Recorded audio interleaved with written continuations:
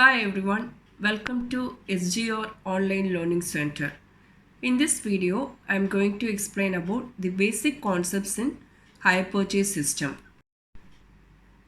Before we learn the meaning of hire purchase system, it is necessary to know the important terms that are used in hire purchase system. First one, hirer. Hirer is the person who purchases the goods in hire purchase system, otherwise called as purchaser. Next one is hire vendor. Hire vendor is the owner or seller of the goods. Next one is cash price. Cash price is the actual or retail price of the goods. Next one is hire purchase price. Actually, when a person wants to get the goods through hire purchase system, he has to pay certain amount additionally rather than the actual price of the goods. This is what called as interest. So that hire purchase price comprises the principal as well as interest. That is the additional amount which is payable by the hirer. Next one is down payment. Down payment is the advance amount which is payable by the hirer at the time of signing of the agreement. Hire purchase agreement is the agreement in which goods are let out on hire and the hirer has an option to buy the goods. But whatever may be the case, everything moves as per the terms and conditions of the agreement. In hire purchase system, the ownership is not immediately transferred to the hands of the buyer. He will get the ownership once he settles all the installments. That is, after paying the final installment, only then he can get the ownership over the goods. In hire purchase system, the hire vendor has the right to get back the goods if the buyer makes any default in payments. Usually, in hire purchase system, hire purchase price is greater than the cash price because the hire purchase price consists of the principal as well as interest. Interest calculation is the essential part in hire purchase system because hire purchaser and the hire vendor comes to know how much amount is paid and received as an interest. Here few methods are followed in order to calculate the interest in hire purchase system. First method is interest is calculated when cash price, installment and interest is given. In second method, interest is calculated when rate of interest is not given. Third method, when installment is not given, how do we calculate interest? Last method, how to calculate interest when cash price is missing. Let's see the first method now, that is interest is calculated when cash price, installment and the rate of interest is given. Here, X purchased a machinery on hire purchase system on 1/1/2006. 2000 rupees was payable as a down payment, that is this amount was payable at the time of signing an agreement. And 2000 rupees was payable in 3 equal installments. And the cash price of the machinery was rupees 7500.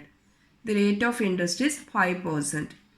With this information, we are required to calculate the interest amount in each installment. Now let's see how to calculate interest. Here, first column represents particulars, second one total cash price, third one installment amount, fourth one interest amount, and the last column represents principal amount. We get this principal amount by deducting the interest amount from installment amount because the installment amount comprises the interest as well as the principal. So that after calculating the interest is deducted from installment amount in order to get the principal amount. Now we start to do the sum. Cash price is taken as a base. Cash price is how much? 7500 rupees, from which down payment is deducted. 2000 rupees was payable by the hire purchaser as the down payment. It's an advance amount payable at the time of signing an agreement. This is also part of installment amount only, whereas it does not consist of any interest amount. After deducting down payment, the outstanding cash price is how much? 5500 rupees. Now we have to calculate the interest amount. Under this method, Interest calculation is very simple process only because it is always calculated on the outstanding balance. The rate of interest given in the question is how much? 5%. Now we calculate the interest, that is outstanding amount 5500 into interest rate is how much? 5%. Therefore the interest amount is 275 rupees. Already I told you installment amount comprises interest as well as principal. Now we have calculated the interest amount so that the remaining amount is considered as the principal amount, that is 1725 is considered as a principal amount. This amount is deducted from this outstanding cash price. Now after deducting this amount, outstanding cash price becomes 3775. Now we have to calculate the interest amount that is included in second installment amount. Outstanding balance is how much? 3775 into 5%. Interest amount is how much? 189 rupees. This 189 rupees is included in the second installment amount. After deducting this 189 rupees, the remaining amount is considered as a principal amount. This amount is deducted from the outstanding balance. Now the outstanding balance of cash price becomes 1964. Now we are in last installment. In last installment, it is not necessary to calculate the interest on the outstanding balance. Interest is calculated by taking the difference between the installment amount and the outstanding balance. Therefore, the interest becomes 36 rupees. That is, this 2000 minus 1964. The remaining amount is considered as a principal amount. So therefore, after settling the third installment, the total cash price becomes nil. So that the total installment paid is how much? 8000 rupees, of which 500 rupees was payable as an interest.